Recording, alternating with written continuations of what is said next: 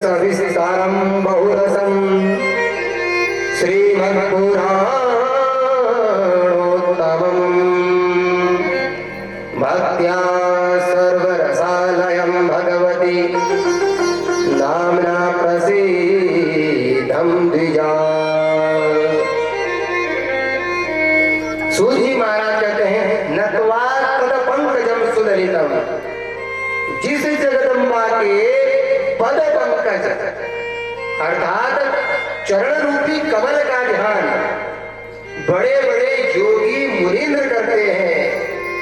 केवल बड़े बड़े योगी मुनींद्र ही नहीं, ब्रह्माद्यैरपि, ब्रह्मा विष्णु महेश भी जिस भगवती के कमल रूपी चरणों का ध्यान करते हैं, स्तुति करते हैं, ऐसे मां भगवती अम्बा के पावन पवित्र को मैं तुम्हें सुनाने जा रहा हूं। ये जो मां का चरित्र है ना, सूत जी महाराज कह रहे हैं साधारण नहीं है, बड़ा ही विशाल है। इतने में कहते हैं जो ये पुराण में तुम्हें सुनाने जा रहा हूं, इसमें 18,000 श्लोक हैं। अब 3 घंटों के माध्यम से 18,000 श्लोकों की व्याख्या कर पाना बड़ा कठिन होता है। इसके लिए आपको चाहिए पूरे 6 से 7 महीने। अगर 3-3 घंटे पर डे सुनेंगे तो तब जाके एक श्लोक का सही तरीके से व्याख्यान हो पाता है। अन्यथा मूल पाठ में बैठे हमारे गुरु जी महाराज तो वो पाठ सने करते रहते हैं और सार तत्व में व्यास जी महाराज आपको कथा सुनाते चले जाते हैं। तो 18,000 श्लोक, 12 स्कंद और 318 अध्यायों का यह विस्तार ग्रंथ है। इसलिए मां स्वयं कह रही है कि मेरा जो ये पावन पवित्र ग्रंथ है वंशानुचरितम चैव पुराणम पंचलक्षणम, यह पुराण पंचलक्षण है। कल मैंने आपको बताया था ना कि जो पुराण 10 लक्षणों से युक्त होता है उसे महापुराण कहते हैं, और जो पुराण केवल 5 लक्षणों से युक्त वो थोड़ा नीचे हो जाता है उसे उपपुराण कहते हैं। तो हमारा यह पुराण क्या है? उपपुराण, 5 लक्षणों से युक्त है। मां स्वयं कह रही है वंशानुचरितम चैव पुराणानाम पंचलक्षणम, यह पुराण 5 लक्षण है। तो इसलिए इसे हम महापुराणों की संख्या में नहीं रख सकते। महापुराण कौन कौन है? मद्वयम भद्वयम चैव वत्रयम वसित्रयात्मकम अनापलिंग पुष्काणि पुराणानि पृथक पृथक। जैसे शिव पुराण, ये बड़ा बृहद पुराण है, महापुराण की गिनती में आता है। श्रीमद् भागवत महापुराण जो 7 दिन का होता है वो भी महापुराणों में गिना जाता है। क्यों? क्योंकि स्वयं श्रीमद् भागवत महापुराण में एक श्लोक लिखा है अत्र सर्गो विसर्गश्च स्थानं पोषणं उदयः मनवन्त्रे ईशानो तथा निरोधो मुक्तिराश्रय। ये 10 लक्षण है श्रीमद् भागवत महापुराण में, इसलिए उसे महापुराण कहा जाता है। और देवी भागवत उपपुराणों में गिना जाता है। द्वापर के अंत में वेद व्यास जी हमेशा पुराणों की रचना करते हैं। अब क्यों? क्योंकि कलयुग आने वाला है। क्योंकि वेदों की रचना तो सतयुग आदि में हो जाती है, क्योंकि सतयुग में श्रुति स्मृति प्राणोक्त हम संकल्प लेते ना, वेदों को सुना जाता था, पढ़ा नहीं जाता था, क्योंकि लिपि होती ही नहीं थी। गुरुदेव ने ध्यान किया, शिष्य सामने बैठे हैं, गुरुदेव बोलते जाते हैं और शिष्य सुनते जाते हैं और याद कर लेते हैं। मतलब श्रवण शक्ति भी उनका दिमाग इतना तेज हुआ करता था कि श्रुति केवल सुनने और स्मरण करने मात्र से वो याद हो जाता था। लेकिन वेद व्यास जी जानते हैं कि कलयुग में इतने तेज दिमाग के कुछ ही लोग होंगे जो एक बार टीचर ने पढ़ाया और माइंड में सेव हो गया। तो इसलिए वेद व्यास जी ने द्वापर के अंत में इन पुराणों को रचना शुरू किया। उनमें से ये 18 उपपुराण और 18 महापुराण बताए गए हैं।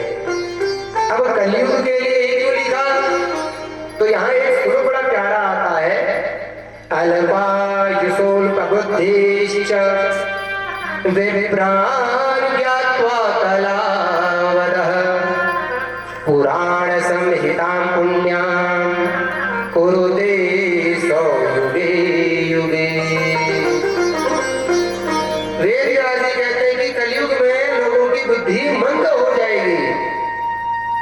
अल्पायुषो अल्पबुद्धिश्च विप्राणं ज्ञात्वा कलावदः, जितने भी ब्राह्मण होंगे ये पढ़ना पसंद नहीं करेंगे,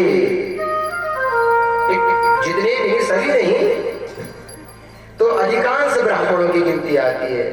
कैसे सीखते हैं कि भैया आपने मुझे पढ़ाया, उसने उसको सिखाया, एक दूसरे के साथ रहते रहते सीख जाते हैं।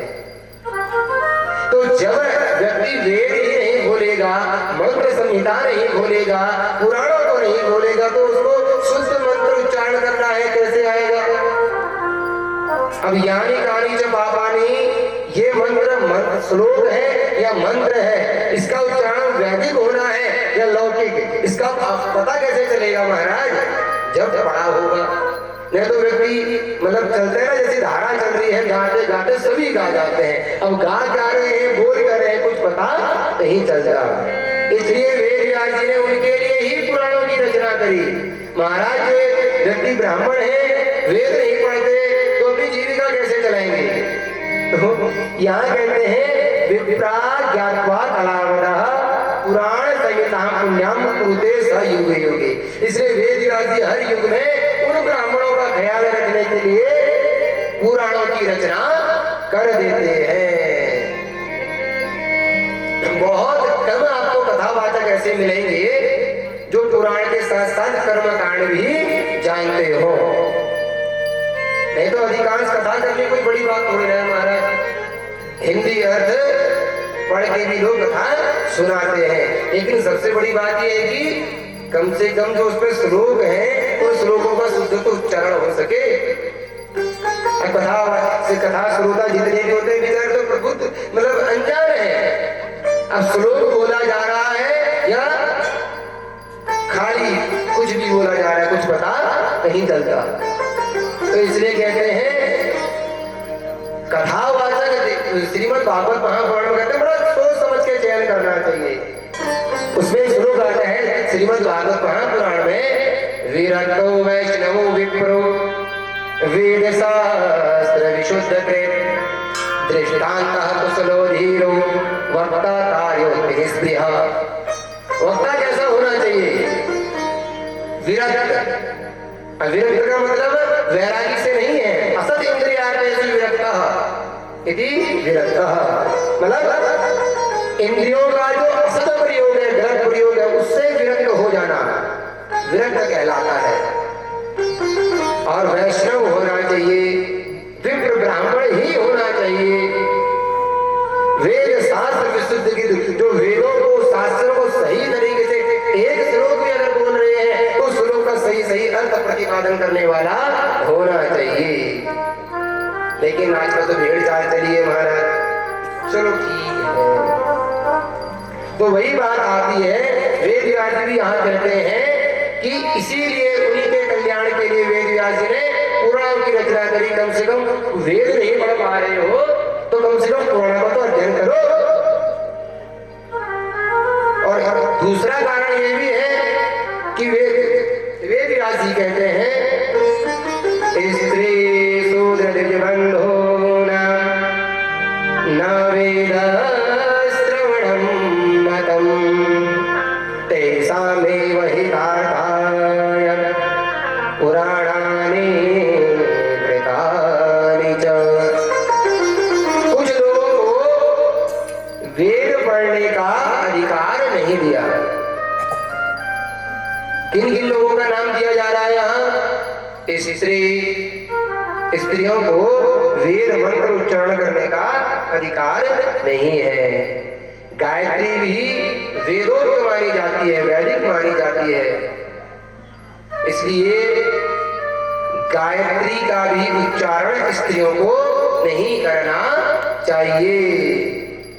इसलिए शास्त्रों में ये भी कहा गया है, देवी भागवत में स्वयं, न गायत्र्या परमो धर्म, न गायत्र्या परमं तपः, न गायत्र्या समो वेदो, न गायत्र्या परो मनु।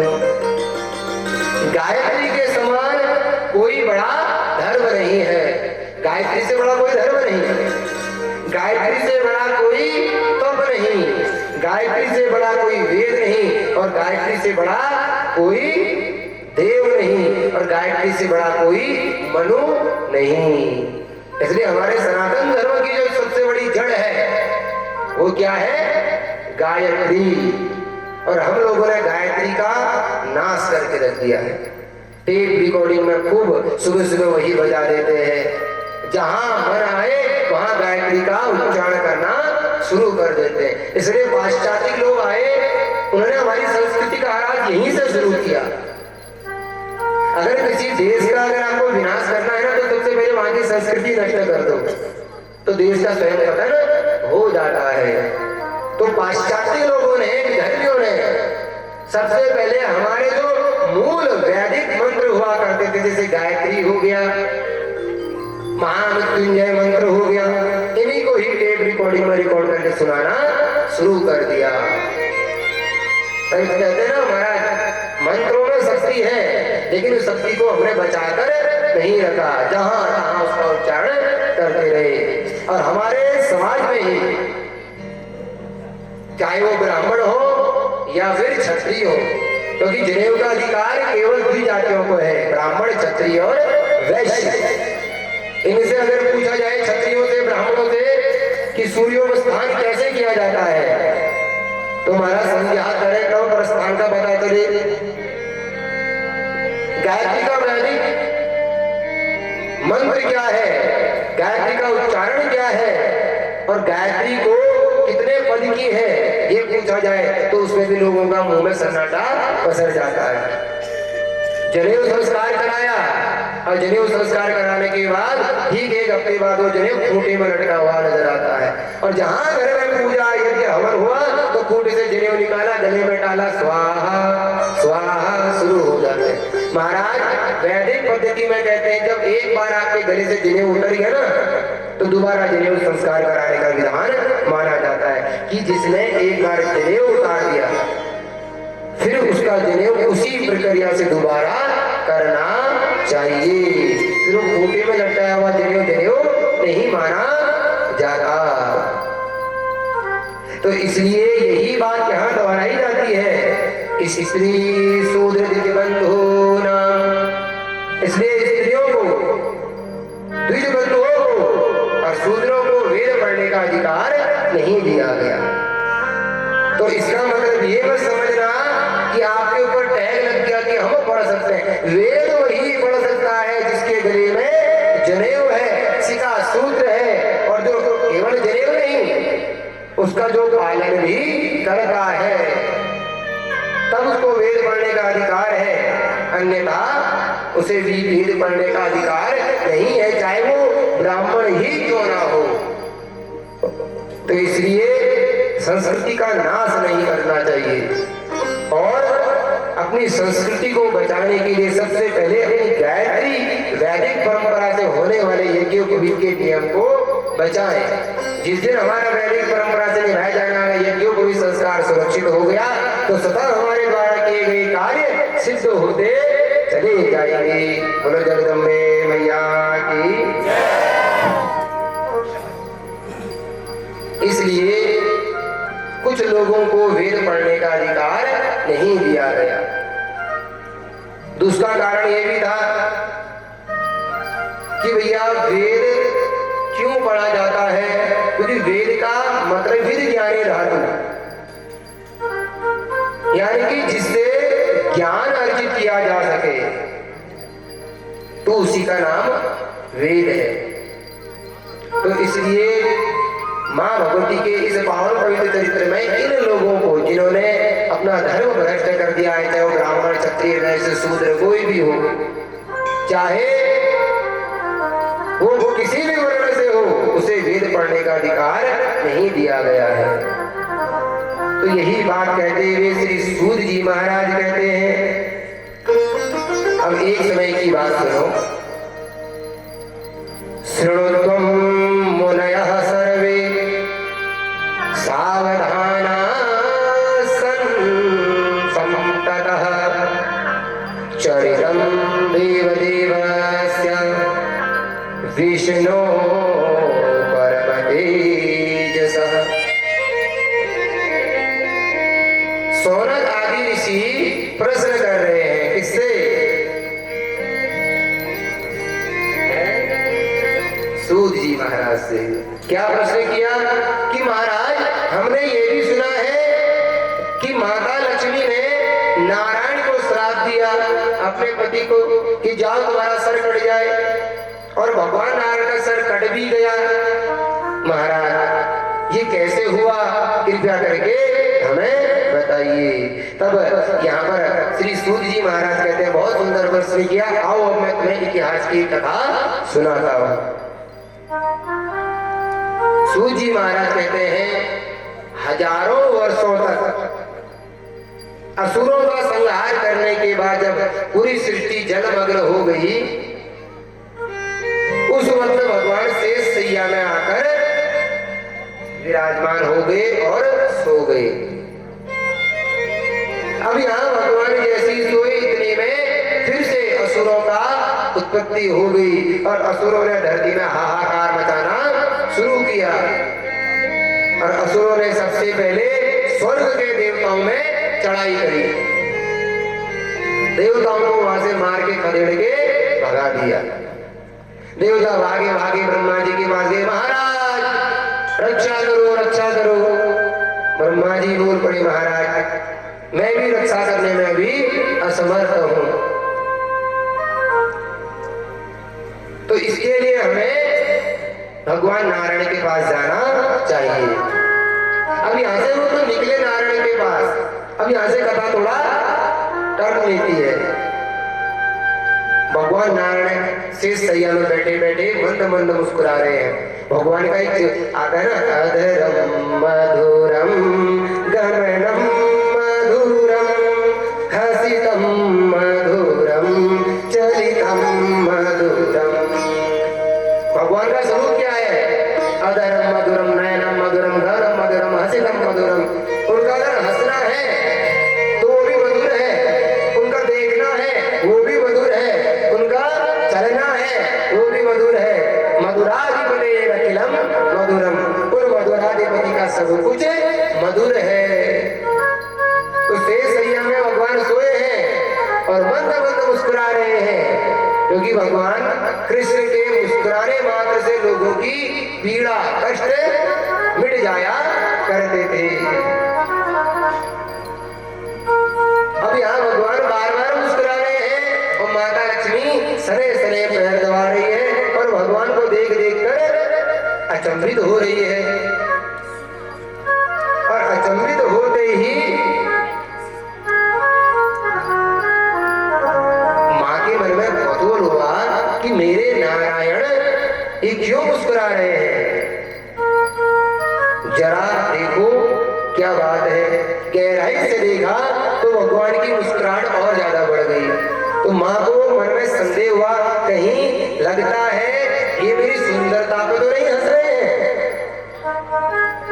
ये शब्द देवी भागवत का साफ शब्द में लिखा है कि माँ को कौतूहल हुआ, लगता है मैं कम सुंदर हूँ और मेरी, क्योंकि इनको विश्व सुंदर कहते हैं नारायण को, क्योंकि भगवान नारायण के बराबर सुंदरता में संसार में कोई दूसरा पुरुष है ही नहीं। तो माता लक्ष्मी के मन में कौतूहल हुआ, बार बार जोर जोर से पैर दबाने लगे ताकि उठे और मैं इनसे पूछूं।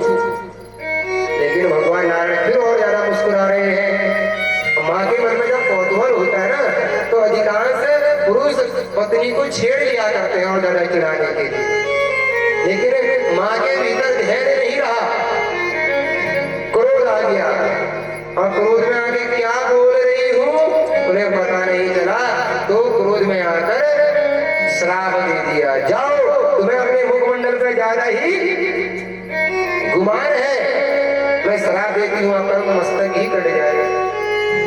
अब बताओ, अगर किसी गृहस्थ में रहने वाले पति पत्नी के बीच में थोड़ा झगड़ा हो भी जाए तो क्या फर्क पड़ता है, झगड़ा कर लेना चाहिए, लेकिन महाभारत नहीं करना चाहिए महाराज। जब माता लक्ष्मी लड़ सकती है, जब माता भगवान नारायण लड़ सकते हैं, तो फिर हम में और आप में क्या बुराई है महाराज। पर डंडा मत उठाना महाराज, पतला हाथ बोल दी पति की अपने हैं। तो माता ने श्राप दे दिया कि जाओ तुम्हारा मस्तक ही कट जाए। भगवान नारायण की आंखें खुली, कहने तथास्तु देवी, जैसा कह रहे हो वैसा ही हो जाए। क्यों? क्योंकि भगवान नारायण आंख बंद किए हुए सब कुछ देख चुके हैं कि अब क्या होने वाला है और क्या इन्हें श्राप देने वाली है और आगे क्या होने वाला है।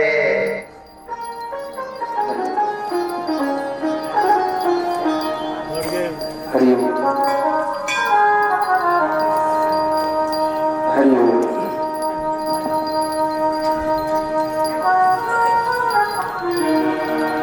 श्री कृष्ण गोविंद हरे मुरारे, हे नाथ नारायण वासुदेव।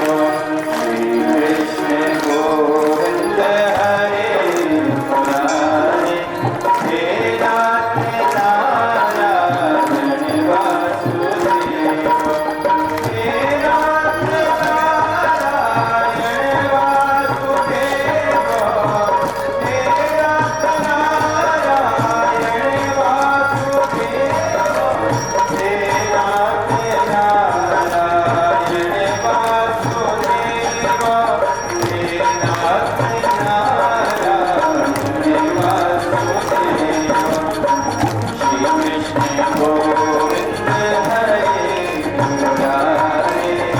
हे नाथ नारायण वासुदेव,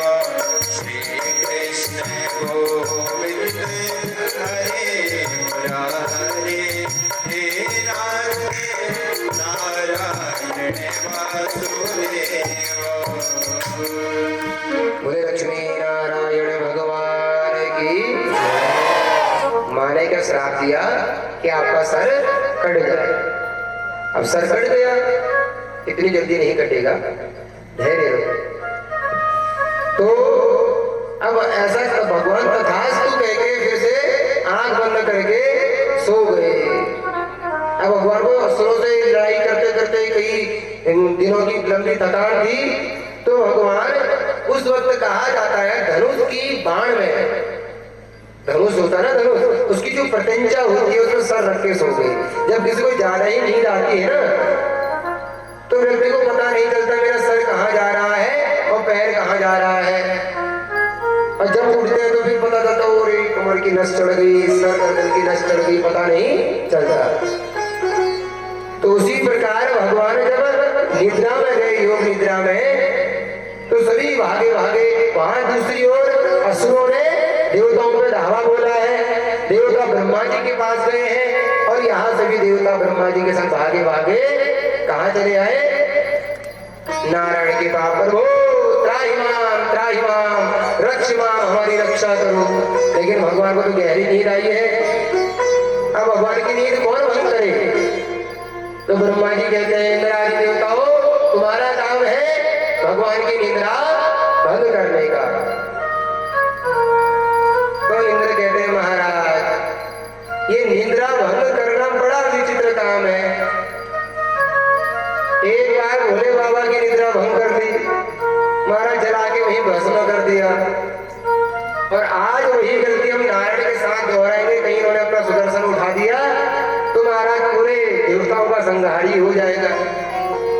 इसलिए महाराज हमारे बस की नहीं, कुछ और युक्ति निकालो। तो तब ब्रह्मा जी पहली बार संसार में दीमकों की रचना करते हैं। जानते हो दीमक लकड़ियों में जो लग जाता है, पहली बार वहीं से दीमक पैदा हुए महाराज। ब्रह्मा जी के काम अच्छे नहीं है, आज वो दीमक घर घर को खत्म कर दे रहे थे, है नहीं? तो ब्रह्मा जी ने तो चलो वहां शुरुआत करी थी लोक कल्याण के लिए, लेकिन आज उन्हीं दीमकों ने हमारे घर का कल्याण कर दिया।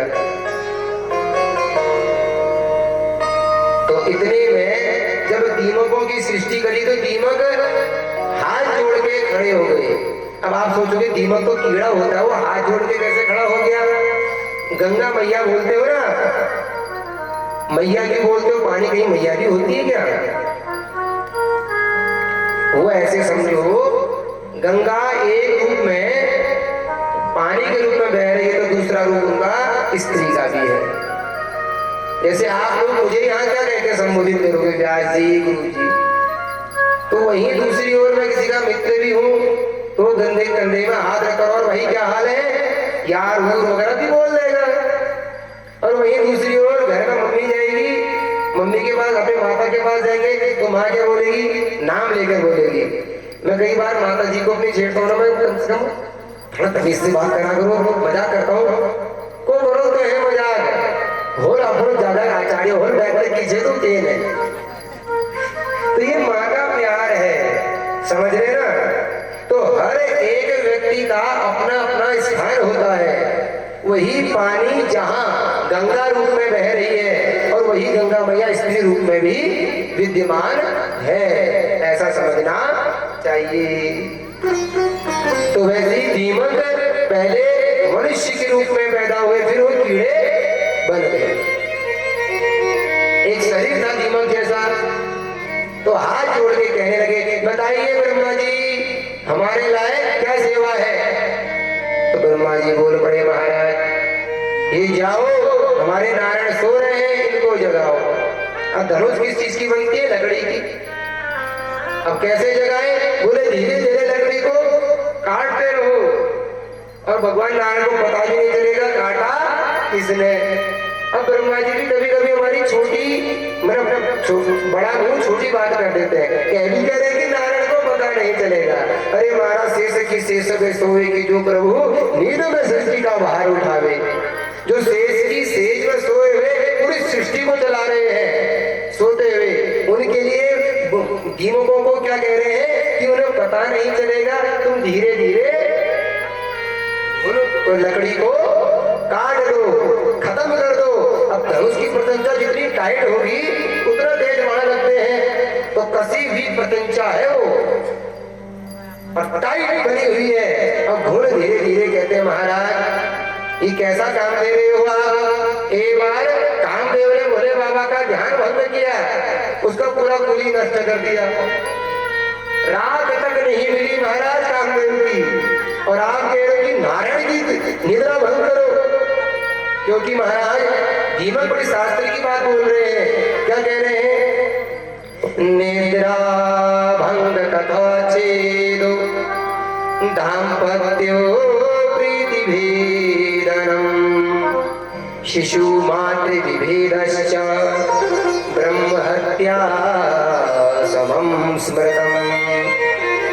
दीमक क्या कह रहे हैं कि महाराज हमने सुना है कि किसी व्यक्ति को सोते हुए झटके से नहीं उठाना चाहिए। भैया ना,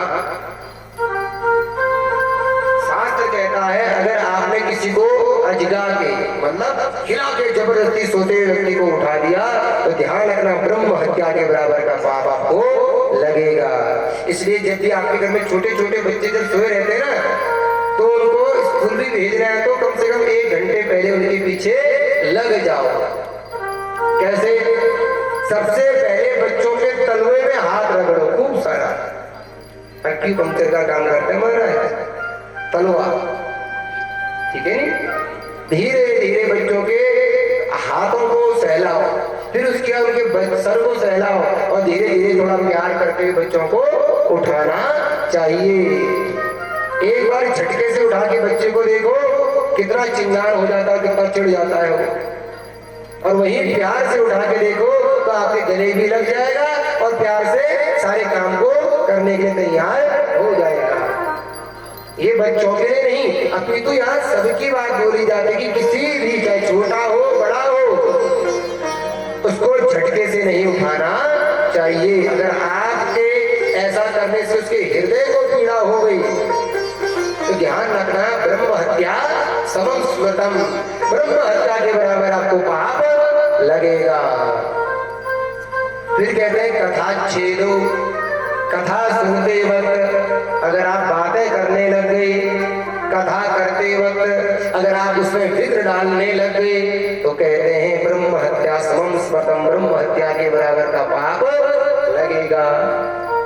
दाम्पत्यो प्रीति भेदनम, पति पत्नी के बीच में झगड़ा हो रहा है और तीसरा आके उसको और आग में घी डालने का काम करे, तो ऐसा व्यक्ति भी ब्रह्म हत्या का भागीदार होता है। तो उनमें सबसे ज्यादा बड़ा हाल होता है लड़कियों की माताओं का। होता है कि नहीं होता है? बहुत कम होती है जो अपनी बेटी को डांट के फटकार के समझाए, बेटा ये झगड़ा तो रात दिन का है पति पत्नी का, ये घर में हर किसी के होता है, ये छोटी छोटी चुगलियां हमारे वहां मत क्या कर। अगर माँ जब अपनी बेटी को समझा तो महाराज आधे मतलब 80% लोगों का घर वैसे ही समझ जाएगा।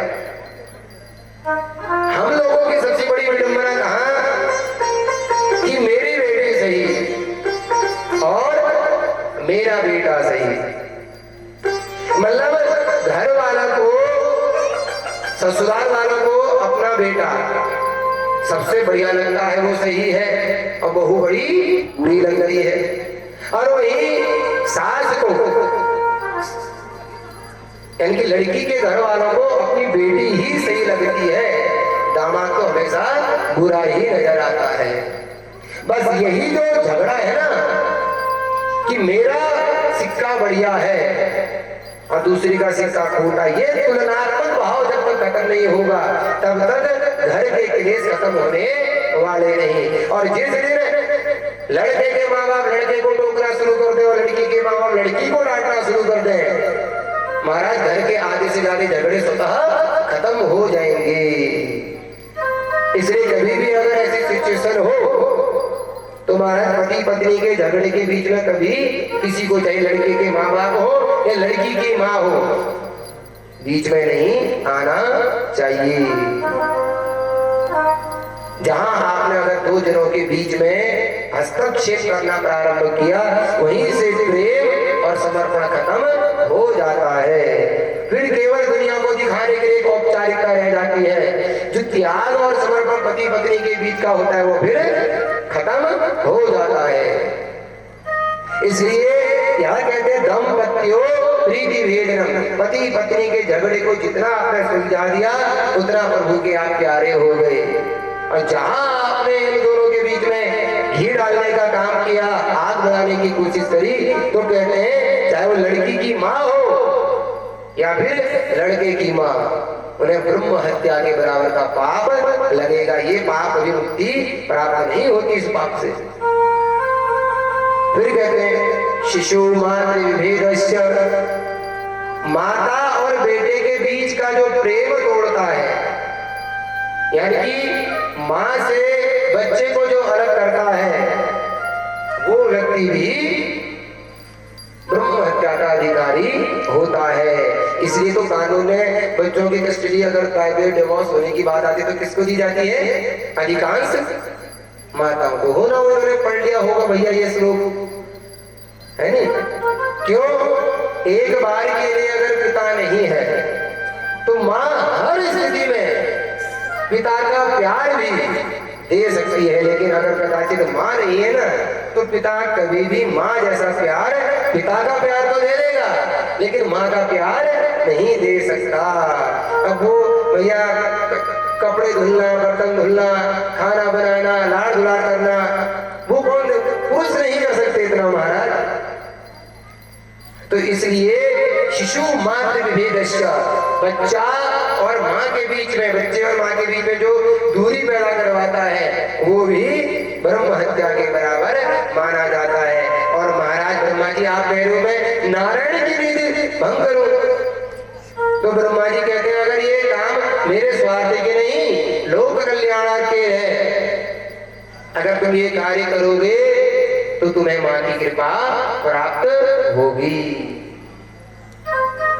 अच्छा बस नहीं कहते नहीं नहीं, अच्छा सुनो, यज्ञ में बचा हुआ जो जब हम स्वाहा स्वाहा करके आहुति देते ना, उसमें जो कोने में गिर जाता है उसको उठाना नहीं चाहिए, उठा के किसी पेड़ के नीचे डाल दो, वो दीमकों का हिस्सा होता है। तो इसलिए यज्ञ में बचा हुआ जितना भी शेष भाग होगा जो गिरा है अलग, वो आज से तुम्हारा होगा। भाई इतना सुनते ही गदगद हो गए, चलो मेरे बलिदान देने से मेरे वंश के लिए आगे अच्छा होता है, तो इससे बड़ा और क्या चाहिए। तो शुरू कर दिया अपना काम। अब यहाँ दीमकों ने लकड़ी को खाना शुरू किया, काटते काटते काटते लकड़ी इतनी कमजोर हुई, भगवान नारायण का सर जो उस प्रत्यंचा में चढ़ा हुआ था झटके से खींचा, तो भगवान का सर कट के अलग हो गया। बोलो भक्तवत्सल भगवान की। किसने श्राप दिया था? माता लक्ष्मी ने, जाओ तुम्हारा सर कट जाए। भगवान ने कहा तो था तू जैसा कह रही हो देवी वैसा ही हो जाए। अगर आप ध्यान से कथा को सुनोगे ना तो ये कथा एक दूसरे से जुड़ती नजर आएगी आपको। अब ब्रह्मा आदि ऋषि कहने लगे महाराज क्या हम नारायण को जगाने गए थे, जगाने की बात तो रही दूर, भगवान का सर ही धड़ से अलग हो गया, अब क्या होगा। असुरों का हाहाकार तो था, भगवान का सर कटते धरती में प्रलय आना शुरू हो गया। अब क्या किया जाए, किसी को जब कुछ नहीं सूझा तो ऐसी विकट स्थिति में सभी देवताओं ने, सभी ऋषियों ने, ब्रह्मा आदियों ने मिलकर माँ भगवती परम्परा की बड़ी सुंदर स्तुति करनी प्रारंभ करी। हे माँ अब आओ हमें इस संकट से तारो, ये हमसे क्या अनर्थ हो गया, हम जा रहे थे जगाने और अनर्थ इतना भयानक हो गया, अब हमारा क्या होगा। हे माँ त्राहिमाम त्राहिमाम, माँ को गुहार लगाई, स्तुति करने लगे।